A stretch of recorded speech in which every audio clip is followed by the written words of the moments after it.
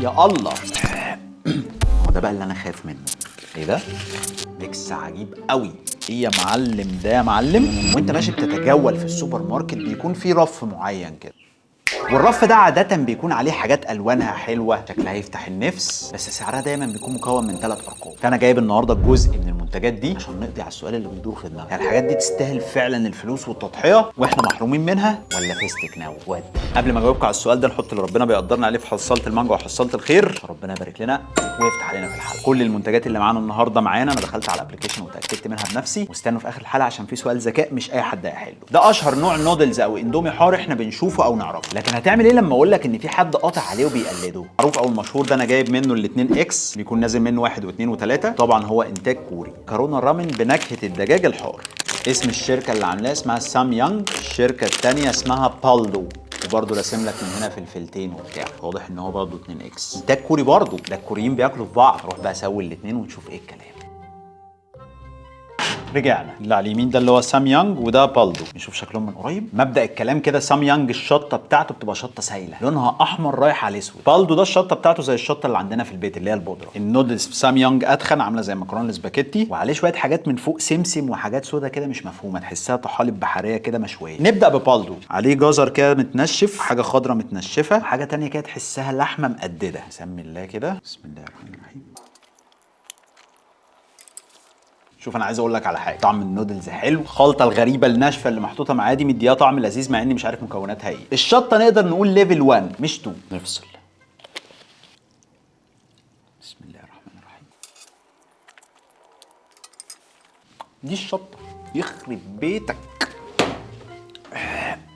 طبعا طعم النودلز بتاعهم حلو، الحاجات اللي محطوطه فوق دي طعمها غريب ومش فاهمها. الحاجه الوحيده اللي مفهومه بالنسبه لي هي السمسم. بالنسبه للشطه فده ما ينفعش معاه لبن خالص. رايب. طب هتقول لي مين يا منجوجو يكسب في الاثنين؟ هقول لك طعم النودلز في الاثنين حلو، اللي يفرق بينهم مستوى الشطه، فده بقى هيرجع لك انت يا دبابه. لو انت عنتيل وحلو هتروح لسام يانج، اما بالنسبه للمانجو برضه عجبني اكتر. انت صاحبك بيهديك بايه؟ ده لو بيهديك اصلا، بس احنا بنتخانق مع بعض على القهوه على مين اللي يحاسب على ازازه الميه. المهم بقى ان محمد تقي كان مسافر روسيا ومس عليا بالسناكس ده. طب ما عادي. لا مش عادي، اصله جاب لي نوعين سناكس، واحد بطعم التوم والتاني بطعم الخيار المخلل. طب ايه يا ابو تقي، مفيش حاجه قدامك بطعم مرار الايام، غدر الصحاب؟ عشان نقفل الباكت. شكرين ابو تقي. السبسكرايب والشير بقى عشان تمنجه الغير. طبعا كل الكلام اللي مكتوب عليها مش فاهمه، كله مكتوب بالروسي، بس هي واضح ان هي حاجه شبه الايه، البيك رولز مثلا. حاطط من هنا تنين احمر، فالتنين الاحمر ده معناه انه هيبقى سبايسي، ولا اعرف. نبدا بطعم التوم. يا الله يا الله، ده ايه ده بقى؟ ده حاجه زي التوست كده بس محروق وعليه لمعه من فوق كده، وريحه توم بقى، بس ايه، بسم الله. يخرب. ايه ده يالا ده محتاج يكون عندك سنان ايه. طعمه عامل زي البيك رولز بالظبط بس مقرمش اكتر منه، وطعم التوم اكيد بيك رولز عمرهم ما عملوا توم. نفصل. خيار المخلل، يعني مش عارفه تصدقوني لو قلت لكم ان في ريحه خيار مخلل بجد ولا لا. الشكل هو بالظبط، نفس الغمقان ده. بسم الله. لا لا لا لا لا خالص خالص يا دقيق. طعم الخيار المخلل عالي قوي، ففكره ان انا باكل سناكس فيه طعم خيار، استغفر الله واتوب اليه. شاكرين عم تقي، بس بحاسب لي على واحد سحلب على القهوه براك. وسع لي بقى للصور المصري. صور كاندي انتاج مصري ضد صور كاندي انتاج تايلاندي. المصري ب 15 والتايلاندي برضه ب 15، بس طبعا الكميه اكبر هنا بكتير. تعالوا بقى نشوف ايه اللي مكتوب. التحذيرات اللي مكتوبه على المصري قال لك ان زياده كميه السانيتول، لو انا قاريها صح يعني، عن 20 جرام في اليوم قد يسبب الاسهال. ده بسم الله الرحمن الرحيم اولنا كده. والاطعمه بتاعتها برتقان وليمون وتفاح وفراوله. كاتب لك بريف اناف تو تراي، يعني خليك شجاع اكتر عشان تقدر تجرب. انا التهويل ده ما بحبوش، هو التغليف حلو والكميه غريبه. دي 1 2 3 4 5 6 7 8 9 10 11 12 13 14 15، يعني الواحده تقريبا واقفه بجنيه. انا هجرب اللي بالفراوله. يلحق عاملين البونبونيه على شكل جمجمه. ده واضح ان في صرف. بسم الله. هي اول خطفه كده ما بتحسش بالصور، لما بتتعمق فيها تبدا تحس بطعم البونبوني بتاع زمان اللي كان بطعم الفراوله، اللي هو كان مودي على دواء كحه شويه. فسنه المزازه مع الطعم ده لطيفه، بس هو مش صور قوي قوي يعني. ندخل على التايلاندي. قال لك شديد الحموضه، وده برده بطعم الفراوله. هنا بقى التحذير اللي كاتبه لك عليه، قد يكون له تاثير سلبي على نشاط وتركيز الاطفال. هي دايره تحذيرات ولا ايه؟ ايه يا معلم ده يا معلم؟ ايه ده؟ لا بصوا شكله عامل ازاي. عباره عن عجله كده مليانه من فوق حاجه عامله زي السكر، بس اظن ده مش سكر طبعا، دي البتاع اللي هي الصور ملونه بقى، وهنا ده طري مش ناشف. بسم الله.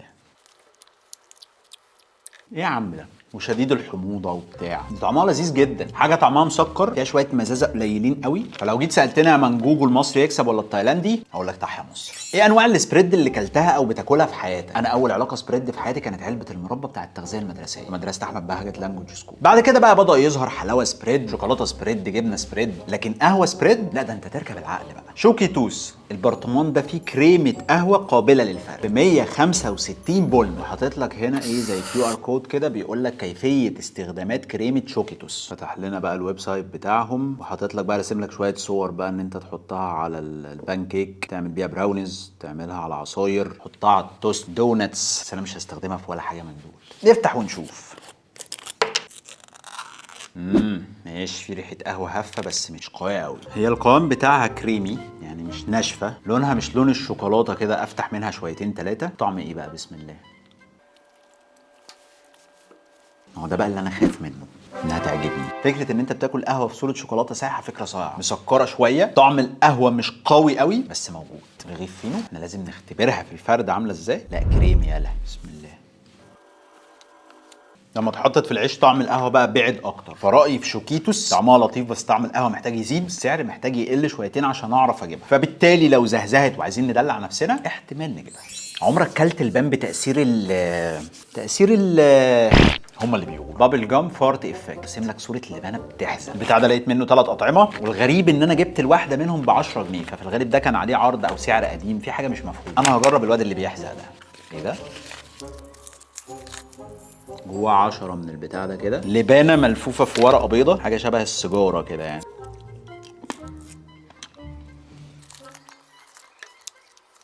ناشفه قوي. بس تفتكروا سموها فارت افكت عشان يعني بتنفخ بالونه فبتحزق وبتاع، ممكن حاجه تطلع او كده ولا ايه؟ اصل الصوره بتدل على كده. نجرب ننفخ بقى ونشوف موضوع الفرط ده.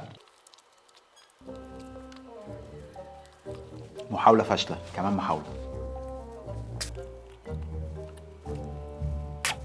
طب بقول لك ايه بقى يا عم الفرط، انت اللي بان طعمها حلو بس بيروح بسرعه، ومفيش اي بلالين في الموضوع ولا اي غازات ولا اي فرط. البتاعه دي تسلك.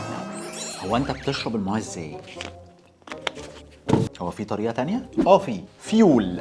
الازازه دي جواها ميه بالبروتين بالتفاح الاخضر، وقال لك فيول يعني وقود بقى، وهتديك دفعه بقى وتتمرن وتبقى عندك نشاط وبتاع. بس اظن برضو ال 89 بولمان اللي انا دفعتهم فيها مديني نشاط وفضول اكتر ان انا اعرف طعمها عامل ازاي. الازازه دي انتاج مصري، مكتوب بقى من هنا ان فيها 20 جرام بروتين، ما فيهاش سكر، سريعه الامتصاص، وخفيفه على المعده. كل ده كلام لطيف. في الغالب نوع البروتين المستخدم فيها اللي هو الواي، او اللي هو بيبقى اسمه شرش اللبن. الناس اللي بتنزل جيم وبتتمرن المفروض تبقى فاهمه الكلام ده اللي بيتمرن بقى. الريحه بتاعتها فيها كتمه الواي بس خفيفه، يعني ما فيهاش ريحه ايه عنيفه شويتين. مكتوب عليها من هنا ان هي كيتو فريندلي، الناس اللي بتعمل دايت كيتو. بسم الله. ميكس عجيب قوي. في الاول خالص بروح على التفاح الاخضر، وانا ماشي في الطريق كده بقابل طعم سكر الاستيفيا مع لمحه طعم الواي بروتين. بفضل مكمل ماشي بقى لحد ما بوصل في الاخر لافتر تيست فيه مراره كده، واظن ده مش سكر الاستيفيا. يا منجوجو يعني تقييمك ايه للمشروب ده؟ لو انا بتمرن هاخد كميه بروتين محترمه بسرعه، وكده كده اللي بياخد بروتين ما بيركزش في الطعم قوي. بس السعر اظن بقى محتاج يتظبط حبتين، لان بال 89 بولمان دول انا اروح اجيب لي نص فرخه مع شويه رز محترمين. فروق على نفس السعر يا فيول. نختم بمقارنه حلوه بقى، مقارنه ما بين اشهر سناكس في استراليا ضد بيك رولز. السناكس ده اسمه شيبس وجاي بطعم البيتزا، البيك رولز برضو بطعم البيتزا. شيبس ده جاي لي هديه من احمد بشندي، وقال لي ان المفروض ده حاجه مشهوره قوي هناك. مكتوب بقى الاطعمه بتاعته من ورا هنا، بيتزا، باربيكيو، حاجه اسمها تشيكن كريمبي. يفتح بقى من فوق كده هنا. ده تغليف ليفل الوحش ده، حاطين الكيس من جوه اهو. مكتوب عليه من بره ان هو اوفن بيك، مخبوز في الفرن يعني مش مقلي. وده شكله اهو من جوه، عليه كميه فليفر كتير قوي من بره. بص بقى كاتب لك من هنا فليفر يو كان سي، عايز يقول لك يعني ان احنا مش بخلانين عليك في الفليفر يا منجوج. بيك رولز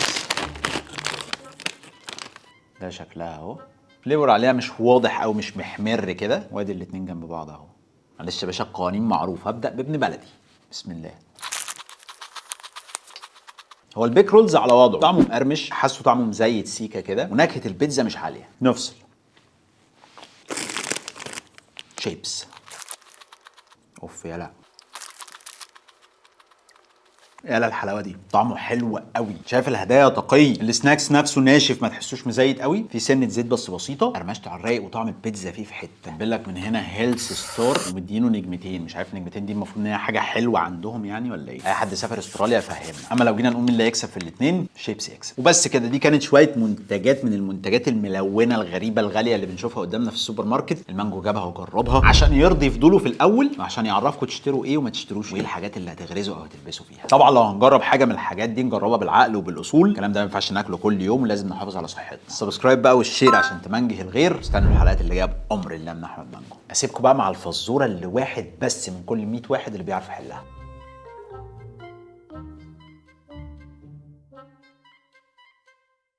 واخيرا لكل المانجوز، سي يو.